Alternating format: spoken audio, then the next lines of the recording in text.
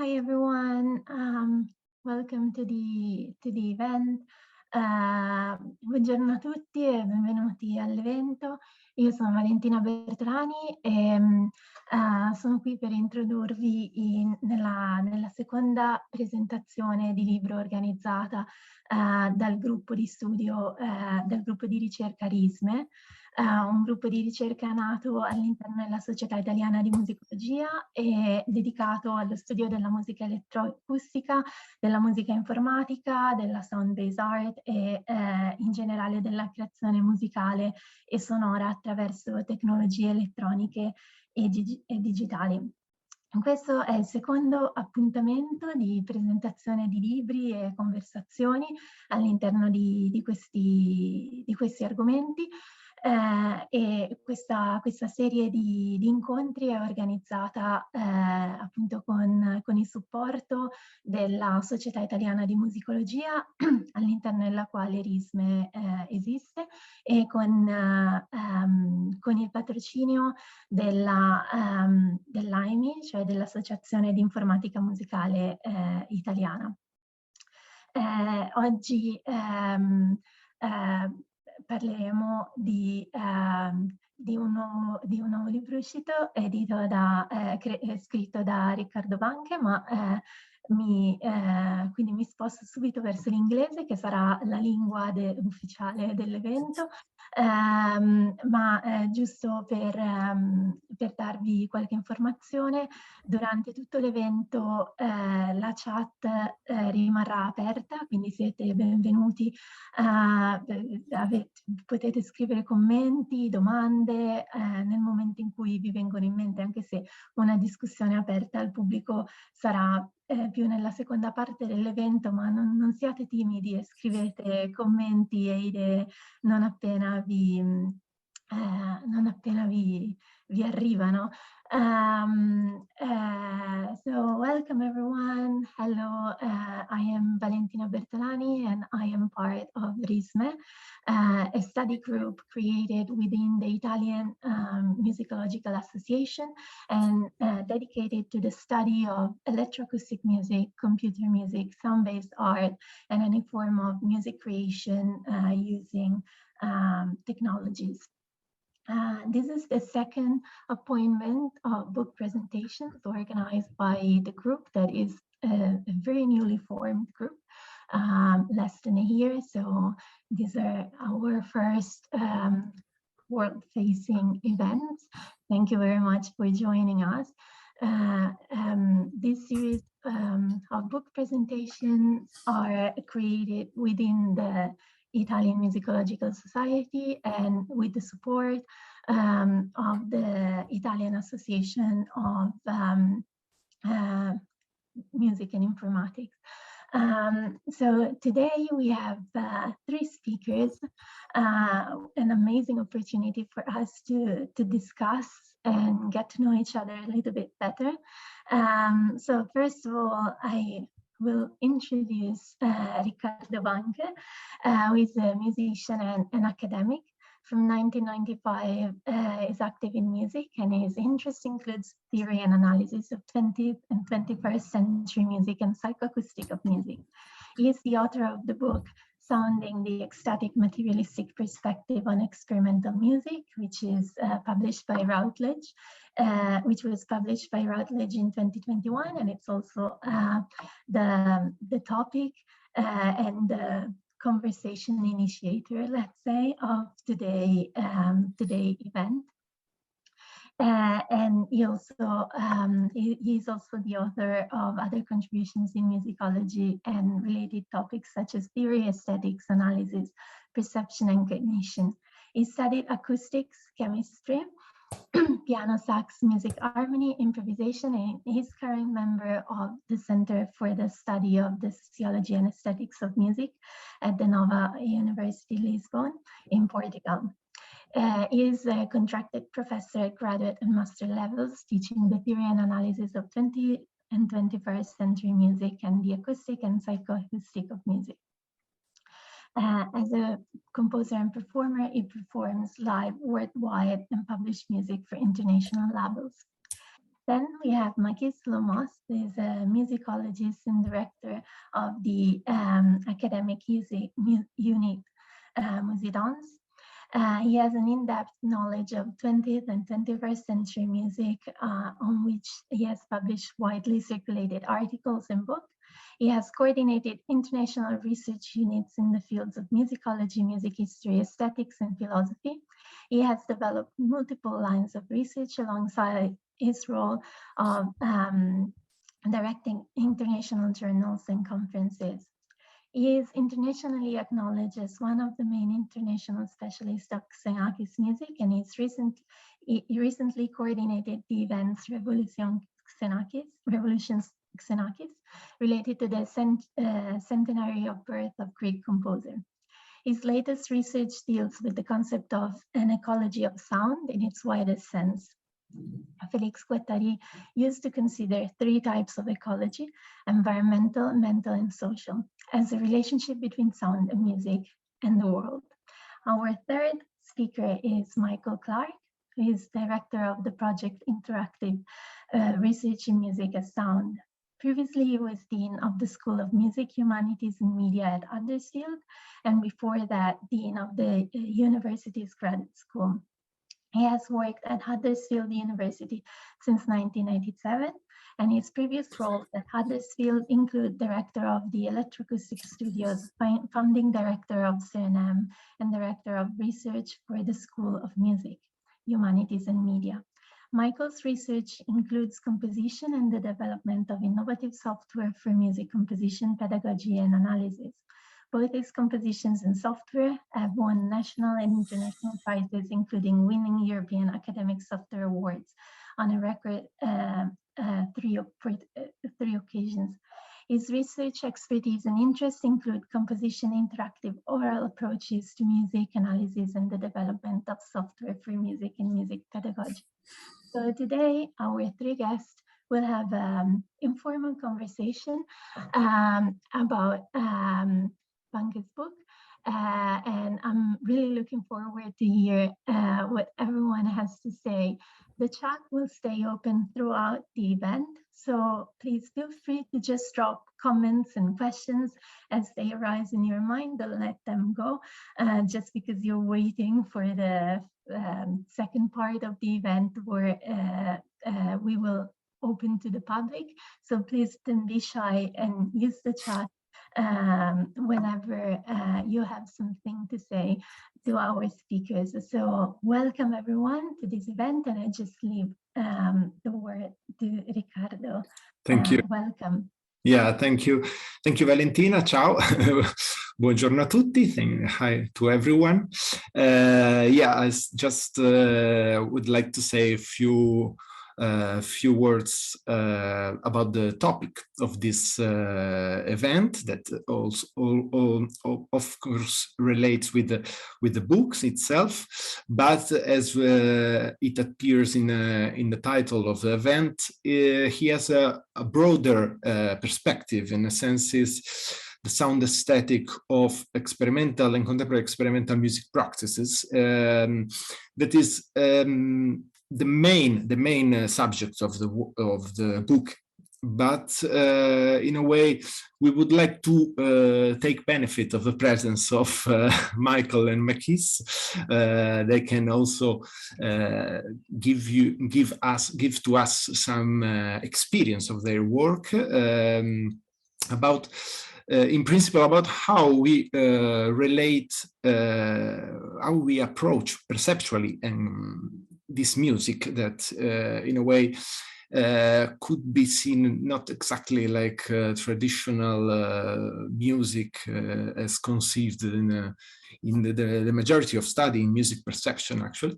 So the interest here is to discuss on this topic, and how the exploration of sound in this kind of music is received from the audience, from the public, from all of us. I think this is a topic, in my point of view, is a topic really interesting, because this kind of practices actually, some of them could be found in everyday music life for everyone, in music installation, in soundtracks of film and so on. So there are seeds of music exploration, of experimental music. These seeds could be found really in many music examples today.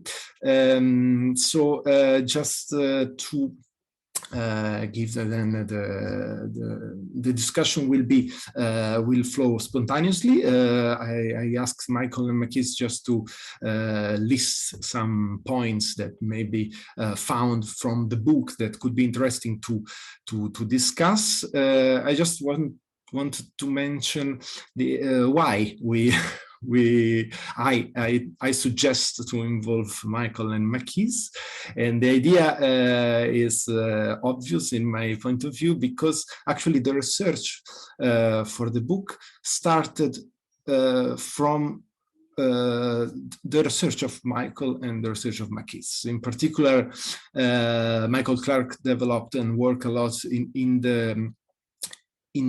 the analysis of spectral analysis and oral analysis of this kind of music, and I really took benefit of his work in my work. So that was the most obvious choice for this meeting. And Makis also was really his book on From Music to Sound, the La musique au son, actually was a starting platform for me to question, to set up the structure of this book. So Michael and Makis were actually the best possible figures that can be present here for this book presentation and for this discussion. So I'll let you, Michael, maybe first Michael, if he want to say something about the book, about how his ideas from this work actually. Thank you, Riccardo, and it's a great pleasure to be here with you this afternoon. And firstly, I want to congratulate Riccardo on this marvelous achievement, this book. It wasn't a complete surprise to me because, as Riccardo said, we've been discussing his research and my research together over quite a few years. We were just trying to work out the first time we met, and we couldn't quite work it out, but it's over quite a few years. But even so, when I read the book, it exceeded my expectations to see how it had all come together and come into this volume that is so stimulating. Particularly striking for me, I think, was the way that the research cuts across boundaries and cuts across genres and makes connections, and the diverse range of music that you bring together. And there's also a rich range of theoretical references that are drawn upon in the book. And for me, as you know, as you've mentioned, my strong interest in interactive oral analysis, the fact that you put the oral and perception at the fore is something that's really important for me, and I found very interesting in the book. So overall, I think it's a very thought-provoking book, and it raises many important issues, and I think opens up a lot of opportunities for further development and further research. So I want to just pick out a few things that struck me, things that resonated, I think, in particular with some of my own research.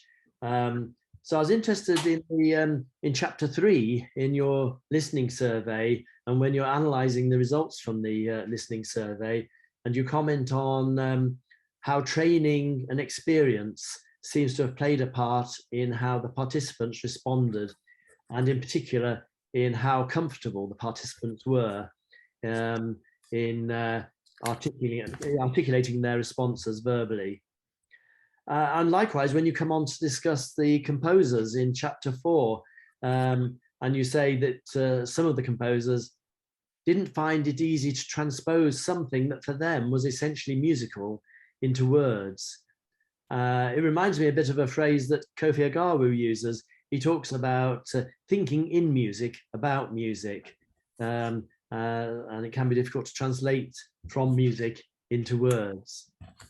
So if words are a barrier for some people, and I can't remember if you mentioned this when we were having a general discussion before the formal seminar started. I think it was before we were saying about the importance of accessibility and encouraging a wider audience to access this type of music.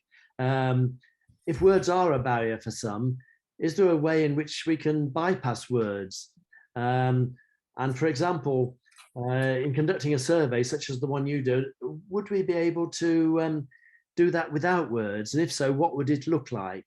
That might be something interesting to discuss, but one or two ideas I had was perhaps we could ask participants to group sounds that they hear as they feel appropriate, without any verbal labels. So they might have a piece of paper and simply position the letters or whatever it is that represent the different sound samples in different parts of the page, or perhaps it'd be easier, in fact, on software to have the different sounds grouped. And so the participants would do this, but they wouldn't be asked to, at that stage anyway, to associate labels with it, if that is something which can be a barrier. Or, I mean, what about other modes of response? Perhaps drawing shapes, or perhaps making physical movements, dance almost. Do we always need to be word bound or paper bound? And I think this is an issue for all musicology, but I think particularly when we're thinking of the ecstatic materialist perspective, I think this really highlights it. I won't say anything else at the moment about that, but there are the members of the team that I'm working with, including Robert Adlington, who's been doing some work on different ways of representing sounds, which might be something interesting to bring in later. But shall I leave that one for the moment and I'll just sow a few seeds, and then as we come back to things. Yeah. The next thing that seemed to me to stand out particularly was this idea of perceptual grammar that you mentioned on page 42 and elsewhere. And the link with visual grammar struck me as interesting. And I'd be very interested to hear more about this. But for me, grammar sort of implies perhaps rules for ordering material. And I wasn't sure if that was the case that you had in mind here, or if it was something perhaps more along the lines of general principles, or if they were in fact strict rules. And then you've been dealing with experimental music, so you quite rightly have felt a need to take a different approach from that which is often taken traditionally with Western classical music. But I wonder if now there might be something to learn the other way around, if Western classical music or the musicology of Western classical music could learn from the sorts of approach that you're taking, and whether something along the lines of your 13 musical attributes, they'd need obviously, I think, to be adapted for a different context, and this idea of perceptual grammar, whether they would have something to offer there. So it becomes, in fact, even more cross-genre. And I thought there was possibly a link there with topic theory. You mentioned Robert Hatton at various places in the book, and he's someone who's done a lot of work on topic theory, but perhaps particularly the sort of thing that Eric Clarke has done, talking about emotional topics in ways of listening. Again, another book you reference. So I think it's interesting to think about how these ideas that you've got here, which are very important for experimental music, might also be useful in musicology more generally. Yeah. And another topic that came to my mind was spectromorphology, which again you referenced, and Dennis Smalley's work in electroacoustic music with that. And it strikes me that there could be a lot more connections with that could be developed from the ecstatic materialist perspective.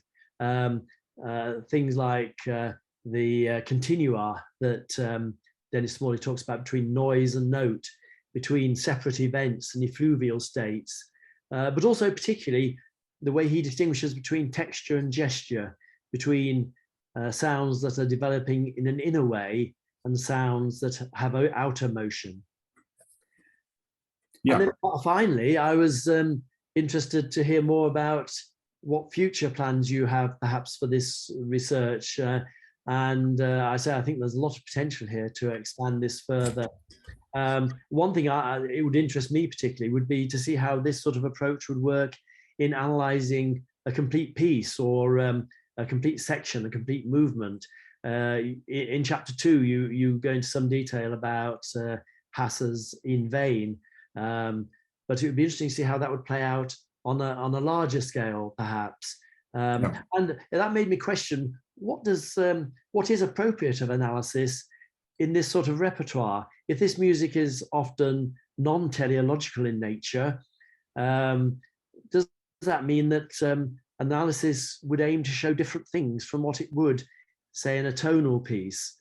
Anyway, those are just some thoughts that came to me as I was reading and thinking. But thanks again for a very thought-provoking book, and I look forward to further discussion this afternoon.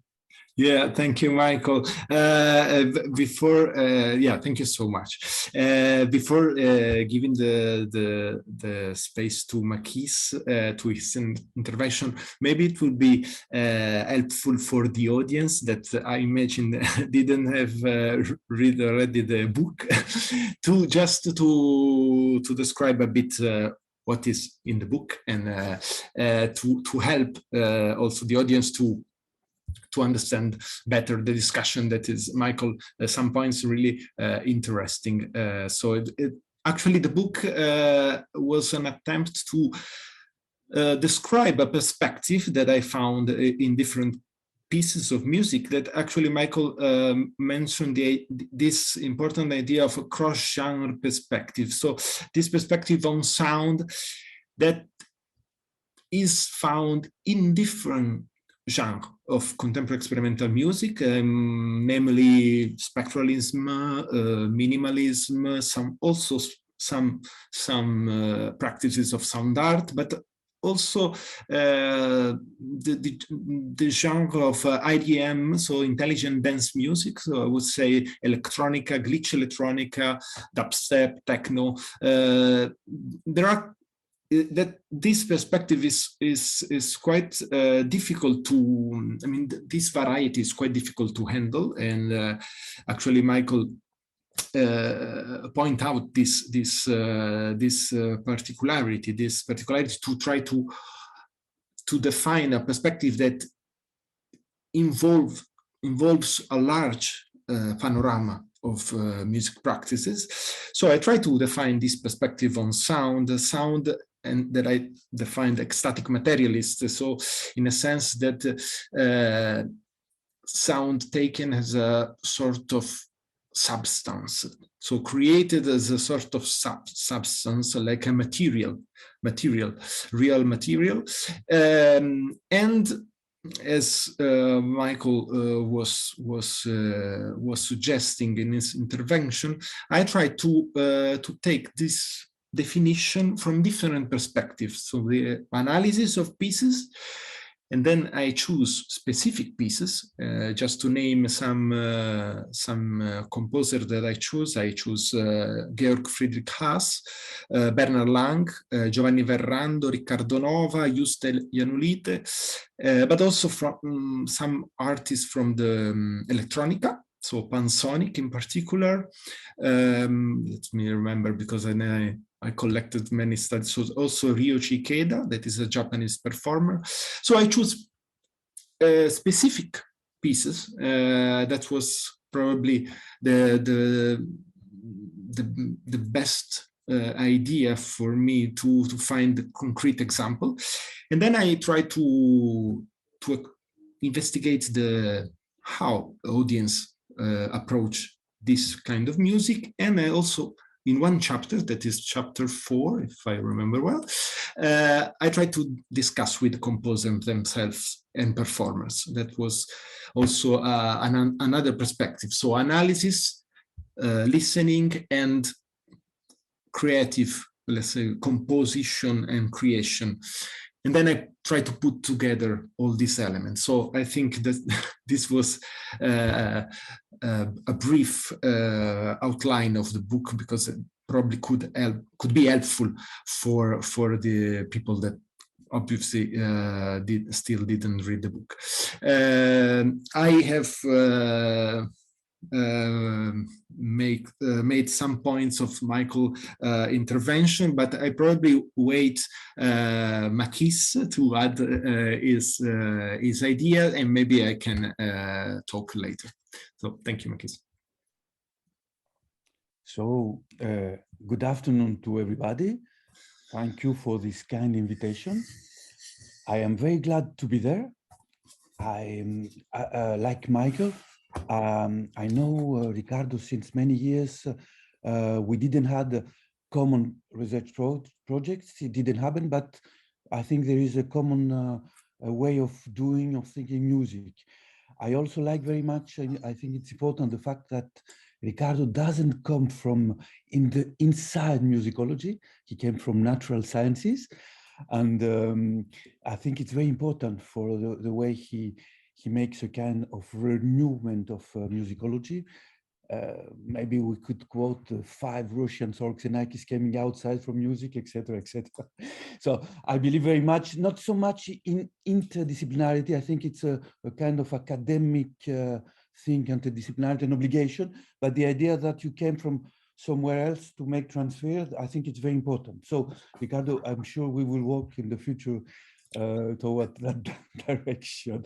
Now, what is also very nice, we comment before opening to everybody, is that his book and my book are published in the same green collection.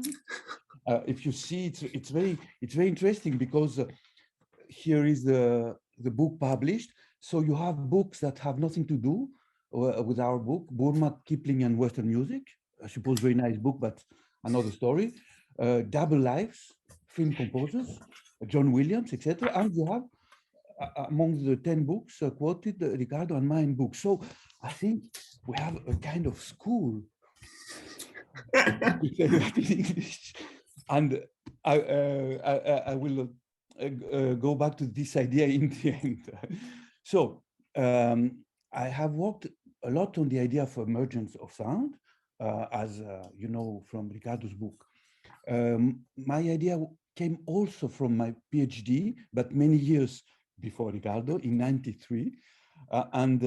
The PhD was about Xenakis' work in 50s and 60s and sound. At that time, people spoke only about mathematics in Xenakis, so I wanted to show that there was also the question of composing sound.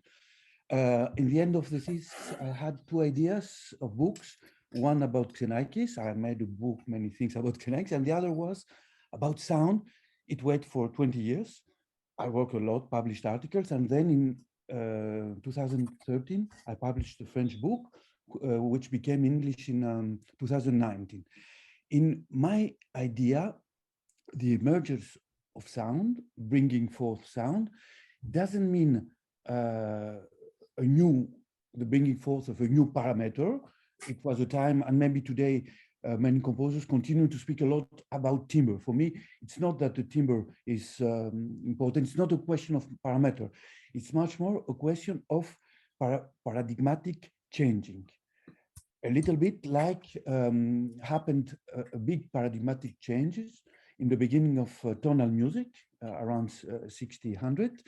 With the emergence of the accompanied melody. I think that you Italians, you know quite well this history. So I think this is the turning around the sound. That means that sound substitute to tone, of course, but thanks to many different histories, of course, the one of timbre, but also noise is very important, space, etc. I spoke also about composing the sound, a constructivist point of view. And of course, there is a very important changing in the way we are listening. Now, Riccardo books, after this idea of emergence of sound, I think that his work bring a lot of new ideas. I would even say, with playing with words, that he brings a paradigmatic change inside musicology, not in music this time. It's of course his main idea of ecstatic and materialistic. I think this couple, which is not dialectic, it's not a question of dialectic, it's much more a question of globality. I think it's very, very interesting.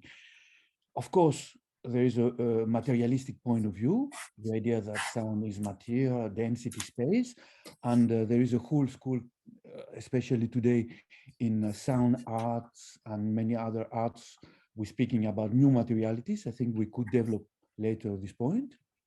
But it's important also to stress the idea of what Riccardo calls ecstatic. Sound in the ecstatic materialistic perspective is to be understood not just as a sonic substance, I quote him, but also as part of an unstable and transitory experience, an experience that brings together the impact of raw sound with the perception of a latent energy. Of course, it's very, very important to underline these qualities. And along with this idea of ecstatic and materialistic both qualities, it is important, the idea of Riccardo, that sound is a link, it's a connection. I quote him again: sound as the irreducible connection between participants. Sound here is something malleable that can carry traces of non-sonic aspects and can be considered as a center of a network of connections formed by the participants' embodied perception and their practical experiences. So these new ideas bring Riccardo toward three directions that are very well interconnected in his book. Of course, there will be the direction of the morphological analysis, the sound morphology that we know since Pierre Schaeffer very longly, and we know how to analyze, even if we don't have totally means. I know that Michael worked a lot on this direction, and I think it's important to continue to work on the towards the morphological analysis. The second direction that Riccardo developed very well, and which is more new, Michael stressed it, is of course the idea of listening. Of course, in musicology, we are working on listening since, I would say, 2 decades. Before it was a little bit, we didn't work on that.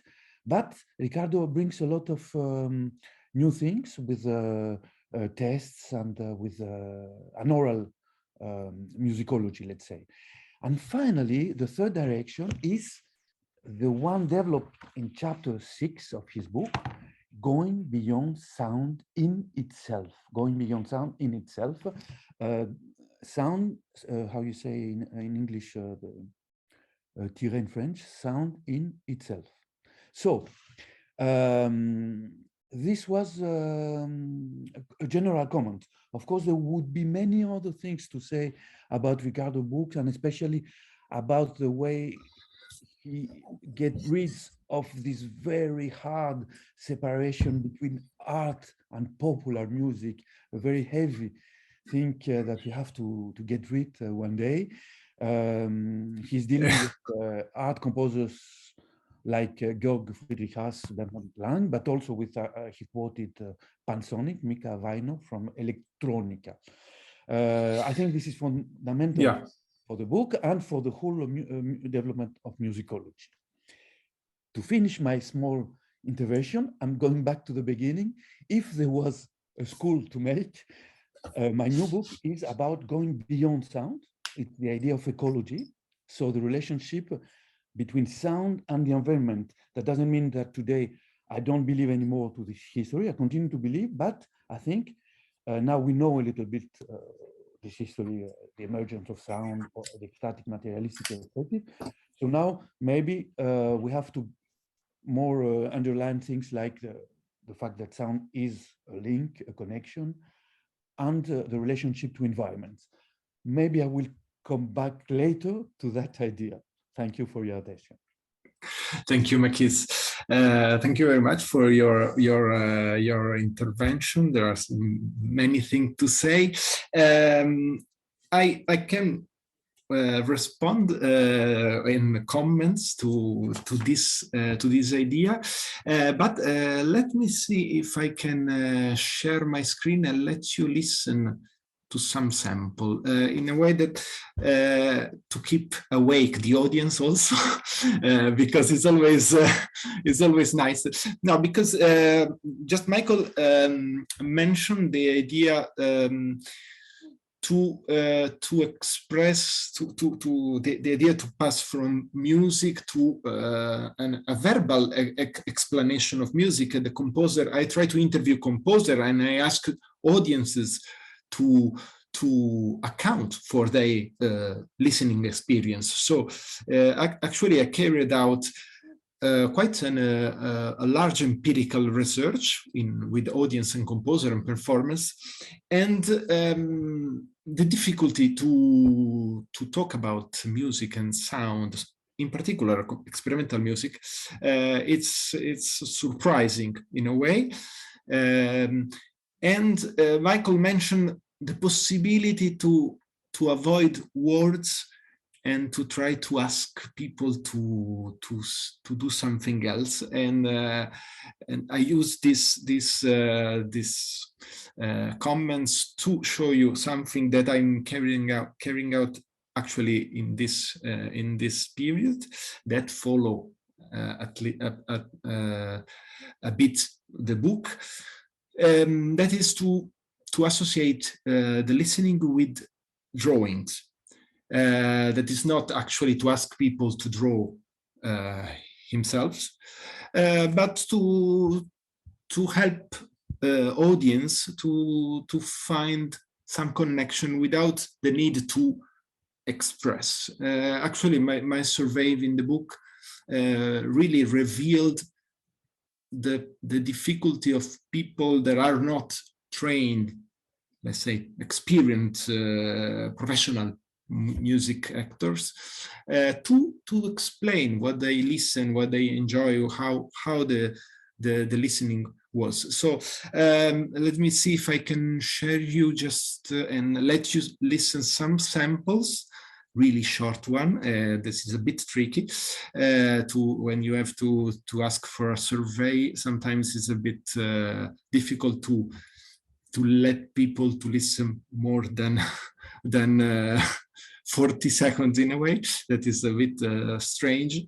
But okay, let me share, because I think this music episode relates with the book, so at least people can have an idea of what is the material that I'm discussing. It's in a really simple way. Okay, let's try to share. And I think it will take a couple of seconds to... Okay, let me share it. And then I think it takes a few seconds. I don't know why, but it is normal. I tried this morning and usually it should work. Let me see. Yes, can you see my screen? Yeah, this is, I go further if I don't see anyone. This is a listening questionnaire that I'm caring about. So just to show you what I was studying now and what is actually related to the book. I ask people to associate the listening and try to figure out the impact of audio extract on the participant in terms of evoked movement and associated action. This is something a bit more complex than what I carried out in the book, but just to give you an idea, this is one sample. I can share the link where, if you want to participate to the listening survey, this at least could be a possibility. In any case. Well, that was interesting, Riccardo. Although we couldn't hear it, what I could see there you seem to be doing exactly the sort of things that had come to my mind when I was talking. Yes. Exactly. What you cannot listen was a descending glissando. I explain in words. And I ask people to try to associate and say how much these pictures that you have a quick look on that can fit with the listening experience in terms of, okay, the sense of falling, or simply I listen a glissando declining, going down, and I have a feeling of just of descending pictures in a way.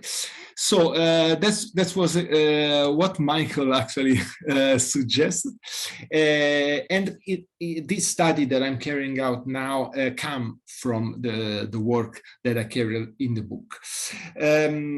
But let's take one step earlier about the perspective that I decided to use. That is a cross genre, as Makis said. We should really try to eliminate this barrier between high and low and popular music. These things probably are already intermixed. So I'm not saying that I'm doing something new in a way. But what was a bit difficult was to also to take this material in a musicological way. So how to analyze a piece like In Vain that lasts more than 1 hour, and compare with a couple of tracks of Pansonic that are 5 minutes each, and so on. So always there is always a question for a researcher to deal with this very different material, and the choice was a choice I think to try to find some meaningful result in a way, because I could actually carry out a strict and in-depth analysis of each piece. But this has actually cannot really give me what I was looking for, in a sense that I carried out an in-depth analysis, but actually I collected so much material that I needed to find a synthesis on this material. So, and then the result was when you try to compare pieces from different genres, the risk is to be too superficial, too trivial in a way, too simple, because you cannot go in depth, because of course you can discuss the Ponticello microtonal techniques of Bernard Lang, but this doesn't give me so much information if I try to use this practice and try to understand how, let's say, Mika Vaino work with some oscillators or electronic device. So at the end of the analysis, I got this insight. I say, okay, let's list the basic elements, and let's see if these basic elements are in common. Let's try to simplify the discussion. And I was a bit worried about this, because of course, when you are carrying out a research, you always have the problem also to be meaningful in your research. And if it is too simple, you cannot get really interesting result. And then actually I collect 13, I think, common elements. Some of them are really simple, such the use of an expanded spectra palette of elements, such a use of rhythmic structures or masses of element and so on. But then when I try to put all these elements together, they already delineate a field. And then I use this, and then I try to think about what does it mean to have all these characteristics together, these pieces that come from different contexts. And actually, I realized that it was a grammar. And Michael also talk about this concept. I define this perceptual grammar in a sense, and Michael is right when he say that the term grammar implies sort of rules. I would not say that in my case the perceptual grammar follows some rules. I just taken the idea of grammar from Gestalt psychologists. The Kanitsa talk about visual grammar, and that's actually Gestalt gave me, the Gestalt psychology actually gave me the key solution to find the common field of these different, very different pieces. Because this characteristic that I simply mention, this characteristic in common actually have some hierarchies, have not rule in a strict sense, but they have some relationship. So you always discuss in a general term, but you have repetition, you have a figure, background, arrangement, you have a sense of layering, you have a sense of, let's say, contrasting dynamic dimension or timbric dimension. You have contracts in this sense. So all these elements together, in a way, obeys sort of grammar, let's say. And from this idea of perceptual grammar, I try to set up a listening study. So I start from the analysis, then I was lucky actually to extrapolate useful material to ask audience how this can work. And what was interesting was I asked people one of the simplest, I asked audience one of the simplest ideas that came to my mind when you listen to different short sample of music. And actually I carried out one study in one Makis courses. It was really interesting to really listen a sequence of short sample and try to group them, to sort them in a way, no rules, no really to ask to group, and of course ask which criteria everyone used to that. And it was really, at the beginning was I could not find a solution to discuss the result, and then I also, it's always the typical way to study a bit what you get, and then you realize that people respond in a very fascinating way, because people listen to this music. I choose short samples. It's always a bit tricky when you start to study music perception in a let's say rigorous way, because you look for a sort of reproducibility. You want to have a more stable, as much as possible, a stable research that could be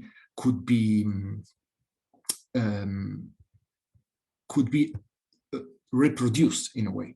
And then the result was interesting. So people actually, the main criteria was the recognition of timbre or production of the origin of sound. So if you see a string quartet, if you listen a string quartet, the main criteria was, okay, this is the sound of strings, and then I put together the samples in a category that is, okay, string or orchestral music, electronic sound, and so the recognition of production of the, let's say, sound origin.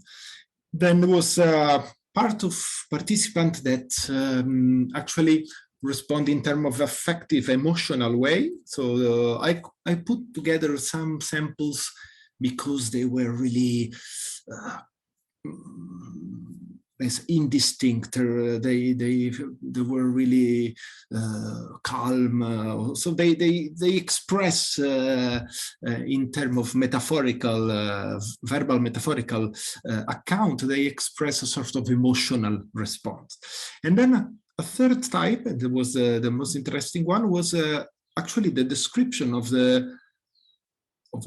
what was the sound sample, the immanent sound configuration that appears. So they start to say, okay, this sample are in the same categories because there is a figure, a repetitive figure, and on the background, a continuous sound on the background.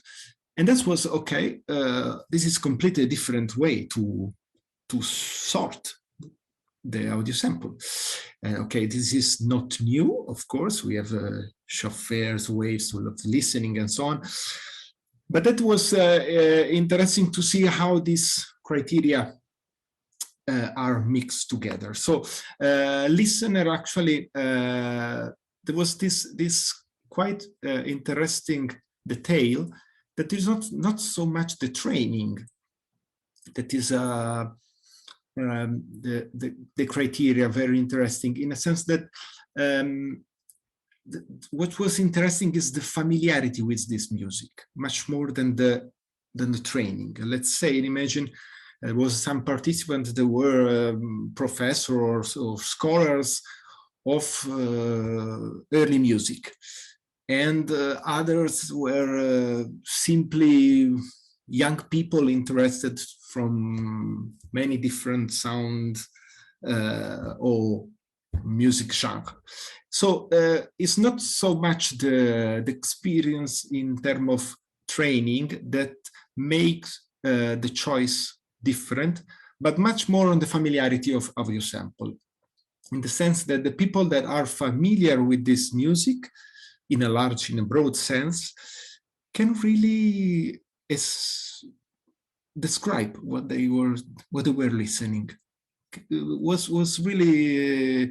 really fascinating to connect the familiarity with the response. So people that probably has a large training in music relate more on sound identification. Okay, this is the strings, this is orchestra, this is electronic sound, this is digital, this is acousmatic. So, and people that are familiar, that is not exactly the training, can really set free the listening more and describe what they are listening, not in terms of sound production, but exactly in terms of the formal element of the music episode. So that was quite fascinating for me.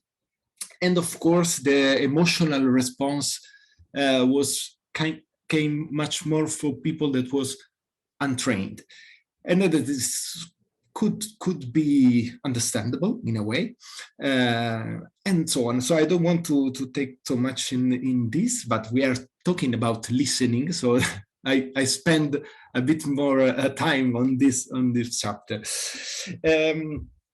Okay, let's just have. I have just point some comments of Makis also, and okay, yes, this is something that probably arrived at the really end of my research, because after the listening, after this study with the audience, I start to talk with composer and performers. And sometimes I found a bit difficult to deal with composers because not all the composers are open to reveal all the artistic secrets, or even in a more simple way.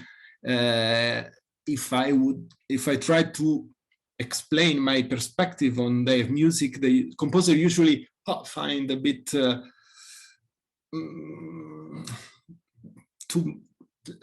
too much simple to explain their work in my term. So always is is an equilibrium between asking some information but not let the composer know too much about the research, because if not, the composer close himself and doesn't like to share a bit his or her ideas.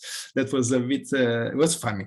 But actually I had really a nice experience they were really generous in this, and in particular also interpreters. So people that plays this music were really so helpful for this. So I then tried to ask composer and performers what was their idea of sound, why.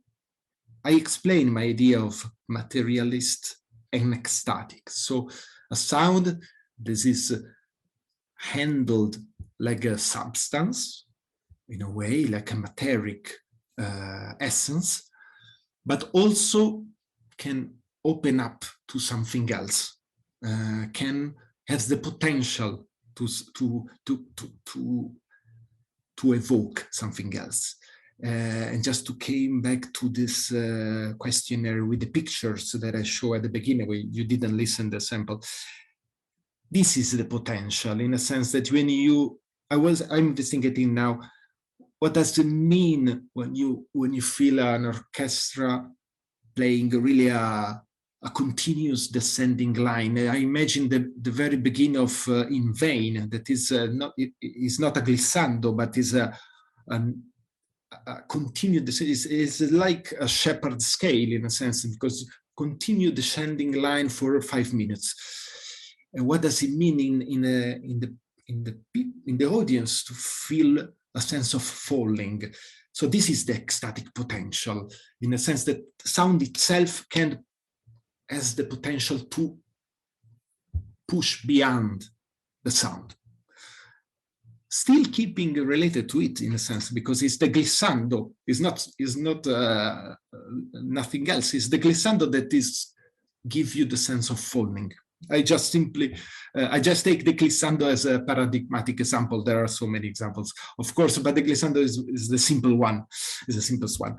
So when I ask to composer and performance, I ask much more about their idea of sound, of course, their way to reach this kind of sound, but in particular, how their music should be, but how audience could approach their music. So that was more or less the area of my questions. And what I finally get was the definition of this ecstatic materialist perspective that, as Makis mentioned, I found that in this perspective, sound is the common area between production and reception in an analytic way, but from the composer to the audience. So what is in common to these two figures? And what is in common is the sound, actually. So the sound has a connection between participants of this event. I cannot let you listen nothing, I realize that, but at least I can show you this picture from the book. That is actually one of the final conclusion. And then I put a step further in the 6th chapter, discussing about the sonic materialism, because nowadays, as Makis mentioned, the idea of sonic materialism is quite common in sound art in particular. So I try to fit my perspective within this discussion. This is always a bit tricky, because many authors discuss the materialism as something in the physical world that exists, and we are in connection with something that is there. So the materialism seen in this idea. And then there is also the perspective that is much more phenomenological. So what we hear is something material. And this perspective fits probably much more on this second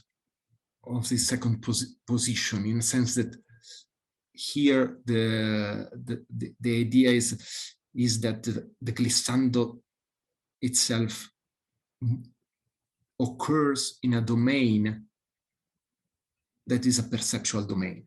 So is actually the sound, the space within the sound. That is a concept that emerged from spectralism and probably a bit earlier from Giacinto Scelsi. That was my first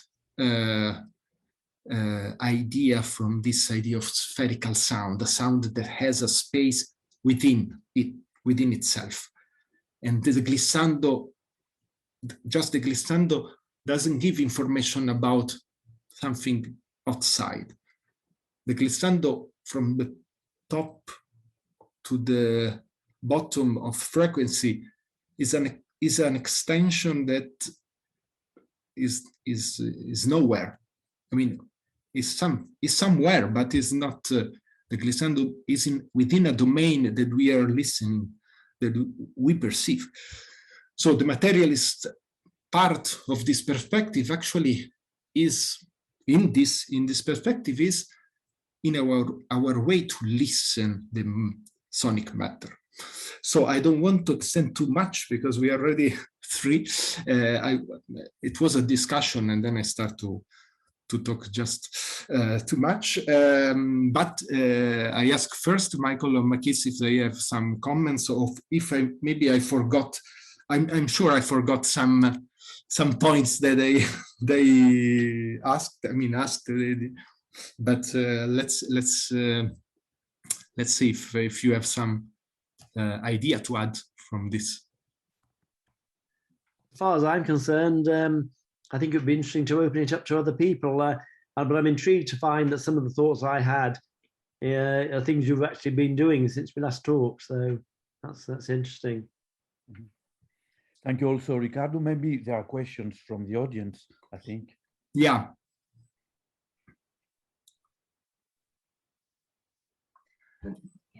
I think, Riccardo, there was an offer by Elizabeth B to talk about the research, because I think Elizabeth was a participant. So I don't know if that's something interesting, but I think that would be very, very interesting, since we couldn't hear the musical example. Yeah. I'm so sorry. I think no, I can actually share the link of what I would like to show in case you are interested.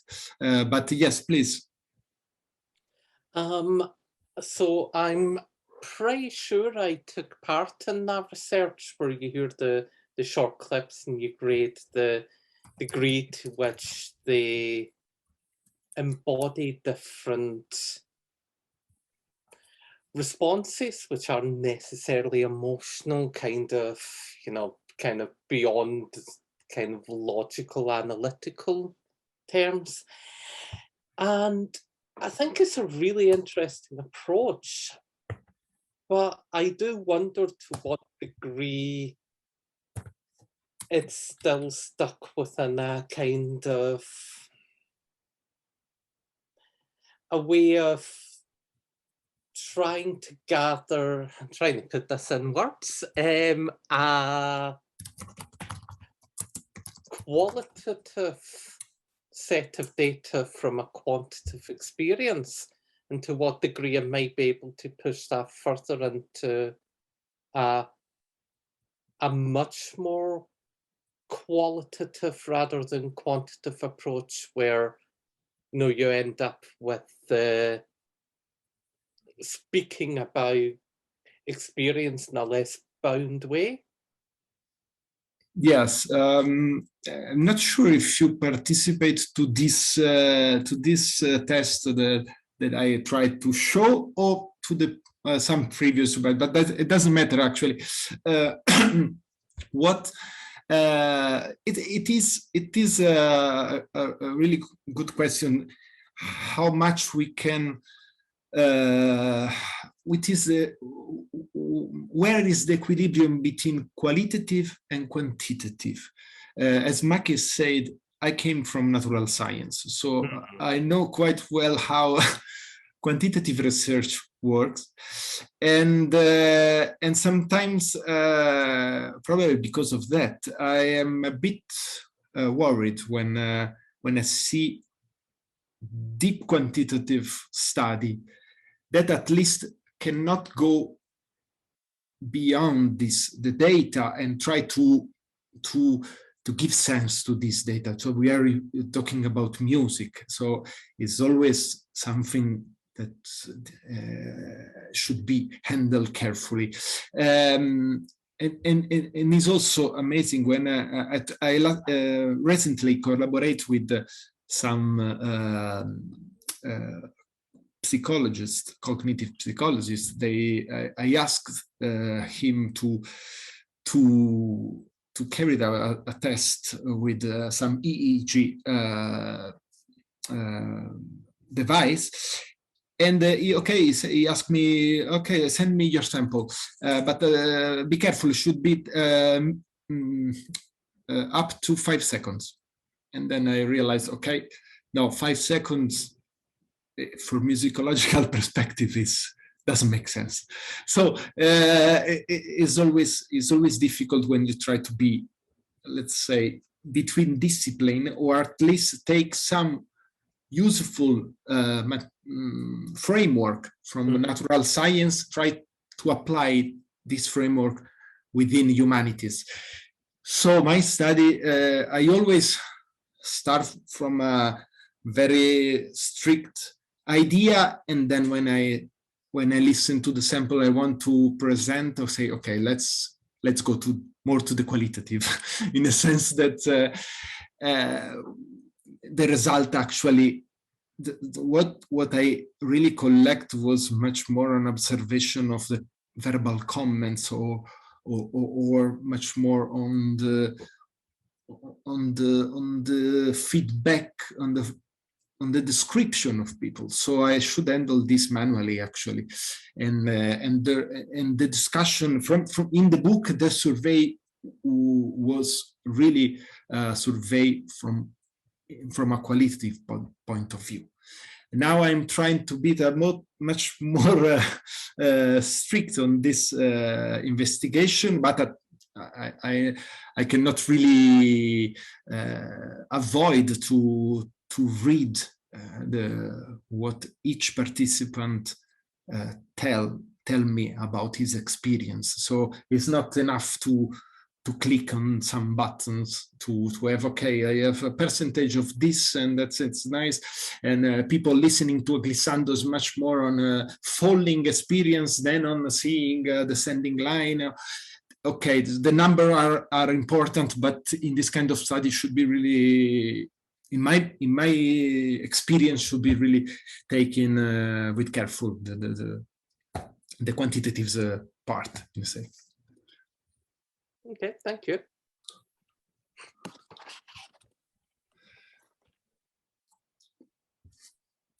I don't know if there are other questions from Giacomo. Please go ahead. Thank you very much, Riccardo, Makis, and Michael, for this wonderful discussion of such an interesting topic, and such complex, and you have really put many ideas on, and now are growing. But I have just a question about what you've just said, and the question is, I have. Every time I have to discuss with, I have to deal with Gestalt psychology, I have a problem that I come from a musicological, historical musicological perspective. That from my education, and and in some way I usually think of perception as a historical, as a situated in history. So as something that evolves during the years and the centuries, the way we perceive music, the way we listen to music, and so also the way we perceive gestalt, so form, as per se. Whereas I have the idea that usually Gestalt theory has this idea of form as a per se, as an abstract idea in some way. So how did you deal within your research with the topic of historization, so with the history of perception? I mean, I don't know if it is no, it's it's an interesting question, and I don't know if Michael and Makis also have some comments on that. I will try to be brief because time is flying. Yeah, I realized what Makis was saying about the emergence of sound in 20th century music, that this kind of music, in a way,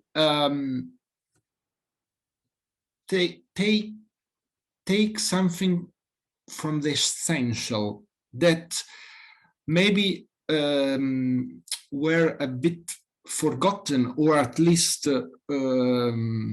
hidden, in a sense that this kind of music, and I describe this in the book, actually relate with something really primordial, really essential, that could be described with Gestalt psychology at the very primitive way. And then you add all the layers of interpretation, but the history of perception is interesting, because when you start to study the music expectation, the history, how we describe music expectation and prediction, really you realize that some notion of expectation, of linearity, of this historical concept, let's say, I'm thinking about David Huron book that describe how we construct our listening, prediction, expectation, all these combined tasks that we have when we listen to music. What does it mean if you listen to a Lian Radig piece? Expectation. There are some notion that for this music actually doesn't work. It's funny, when I read, when I was at the beginning of a PhD, I read this book of Snyder called Music and Memory. And when we start to discuss some example of experimental music, few examples, they start to talk about music sabotage. No, memory sabotage. In a sense, that this music doesn't work as the other. Well, in a sense that they try to destroy our mnemonic abilities. What does it mean to? Can you really remember an exact passage of Lontano from Ligeti? Maybe yes, or maybe you have just an idea of sonic environment. Chelsea, the fourth string quartet of Chelsea. Can you really remember something from this piece? Or even a much more complicated one, let's say minimalism music, like La Monte Young or something like that. You keep something different. So the perception of this music. So I really try to deal with this historical principle, and I realized that this music remove, or at least go beyond some traditional construction, but try to draw on previous and its very essential elements. And that's why I say perceptual grammar, in a sense that these elements, if you read some books, okay, the reader can say, but this is quite obvious in every music.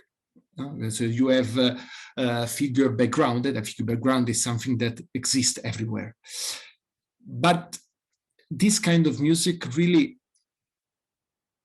is grounded on these essential elements, and the complexity of this music arrive at the sonic level of a movement in the space. But if you analyze I mean, I'm not talking of everything in the contemporary experimental music, but the sonic, the ecstatic materials perspective deal with some really precise aesthetic. So maybe something that should be said before the end of this event is that this perspective is not something applied that could be applied to everything, of course, and also there is no clear boundaries on that. So there are pieces of ligeti that are completely different far from this perspective. There are others that fit very well. There are particular composers that approximates in their aesthetic for every piece, like I was saying, Chelsea or Pansonic or Haas in particular.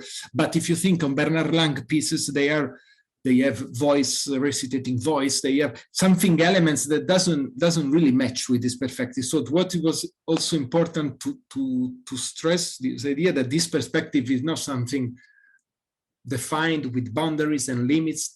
There are some composers that are within this perspective, some other that are not. So this is not the case. There are pieces themselves that could be approximate more to this idea, and pieces from the same composer, at least, that doesn't really fit with this.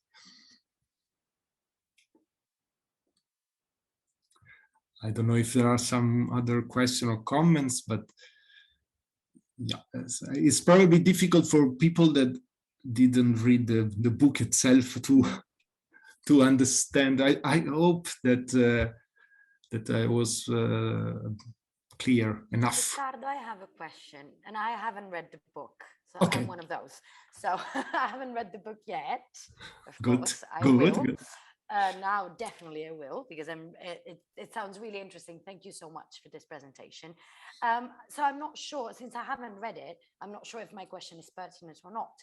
You were talking about the some of the more interesting results of your survey, that the people with more formal musical training would respond to the samples, concentrating on the sound sources of what they were listening to, while the people with more familiarity with the repertoire would respond differently, focusing on the formal properties of what they were listening to, or the mood, or the general affective response of the samples. Am I correct? Right. Right. More or less. But that's right. That's okay. right. The interesting thing to me would be, what about people with nor musical training nor familiarity with that? What about them? What did they do? No, but maybe it was not so clear. Let's say that, I mean, the answer was not exactly as I'm describing here. I try to simplify. No, the affective response was came exactly for people untrained. So that's why I'm sure maybe I didn't explain very well. So because, and this is also the interesting things, people with no training on this kind of music in general, they also a bit scared about this. They also, many of these people, they start to listen the sample and they left because it was too complicated for them. And this is crazy to my point of view, because I think this music is not complicated at all in a very first way. But what I was saying is people with untrained people, they prefer to, to choose the affective response, in a sense that, I'm not sure, let's try to think simply. These people first say, I'm not sure if I recognize exactly the timbre. Some samples are a bit tricky on this. I'm not sure what I can say. Let's respond in an emotional way. That's it, to me, was the most, and not the most fascinating, but was really helpful. And when I carried out this study, I really tried to collect as much as possible the feedback from untrained participants, because this is my point. Because yeah, as you say, the trained participant, experienced listener always can tell you, okay, this is electronic music, but synth. I had really such a response, so precise on what was the music that was, okay, this is analog synthesizers that comes from this, and it's amazing. But how people with training sometimes keep this this knowledge and think that this knowledge doesn't in a way hamper to let him free in the listening. But okay, this is my an extra comments. I mean, there is no right or wrong answer in this case. This is very, very interesting, because it tells a lot about the kind of training we're giving to people, the idea of what knowledge is about culture, and that knowledge means being able to recognize, you know, the sources of something, or the, you know, the placement in history, which is of course great, but it tends to cover the more emotional. Yeah, that's why I thought it was the sorting task. So was the ideal platform. So just to say, group this sample and tell me what the criteria, and that's without adding any indication, and that was the ideal platform, because people should use their own tools. I mean, listening, they should, and that was really interesting. Yeah.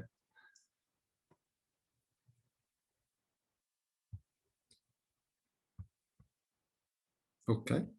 Not so much a question, but an observation. When I was listening to you talk about this earlier, and when I'm hearing you talk about it now, it reminds me of a moment in the Handbook for Thesis by Cornelius Carde, where he speaks about how people react to graphic scores. And he says that a trained musician tries to make music out of them. A mathematician may get more out of them, but sees them in terms of maths. And the untrained person who can still produce art is the one who gets most from them. And it just reminded me of that passage. Yeah, it's interesting. Actually, I'm developing now a step further on these listening studies. Exactly, try to understand how people also see the movement, and in a way relate to the word, as Makis was saying at the end of his intervention. So how much the movement within the sound can provoke something in our body, or in our the drawing. Also, you saw the example of drawing of images. So this is also interesting, and this is interesting based on the background of people, of course. Yes. Okay, I think we are close to the end. Let's see if I don't know, Michael or Makis, if you have something to add at the very end, or. No, just to say that your book is really interesting, and I'm also looking to your new researches and to this community around sound and beyond. I think growing with sound art also, it's important that we cross also this border. Just to the question of Julia, I think people about sound, they are not so much used to listen. So when you make a test, it's very difficult for them, because they what music is not their common notion of music. But I think that with sound art, which is more involved in society with ecology, they are much more sensitive. Yeah, it's more difficult with contemporary music, maybe with electronic also. It depends, because it remains in the so-called art domain with the barriers we know. Yeah, that's true. Yeah. Yes, I wonder what would happen if you presented some of these examples not as music, but as sound art, where they're just changing the terminology, people would be less inhibited and react differently. Yeah, it could be. Yeah, it's true. Because what is really fascinating that we actually experience this kind of sounds in our life. We don't need to be expert on this, but when we start to see, okay, this is a composition of contemporary music. Okay, so we create again a framework of distance and a sort of fear on that. Yeah, that's true. We should try to investigate this also.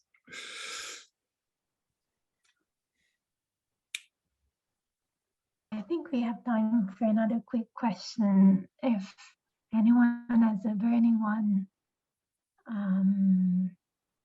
I let in the chat the link for the questionnaire that I wanted to I wanted to show you the audio. It didn't work, so you can have a quick look if you want, and help me to add an experienced listener, because I'm still the result are 80% of experienced listeners. 80% is too much. I need much more amateur and. And one thing that we experienced in our last webinar was like some people wanting to connect after the webinar with some of the speakers. So if you want, so please just connect with us at RiSME, and we will put you in contact with the people that you want to have a chat with or know more about. So it would be very nice if these webinars develop some sort of a more communal kind of exchange, and we get to know each other this way a little bit better.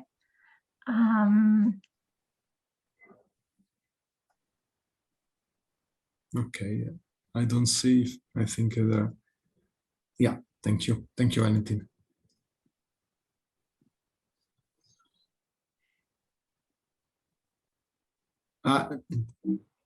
Yeah. Sorry, yeah, I left in the chat the link to RiSME. This is also where the video recording will be uploaded after. So if you want to revisit some of the concepts or parts of the conversation, you can. So yeah, thoughts by our speakers, our organizers, our participants. If not, I just want to thank you, all of you, very, very, very much. Riccardo, Makis, and Michael, you gave us a wonderful afternoon full of thoughts and ideas. And I feel very, very nourished and very curious now. And Giacomo, thank you very much for your technical expertise on this, and to RiSME members, Riccardo, Giulia, Laura, I think we had Elena before, so thank you for coming, and thanks to everyone who participated to this event. It was amazing to have you here. So thank you very much. Thank you. Thank you very much.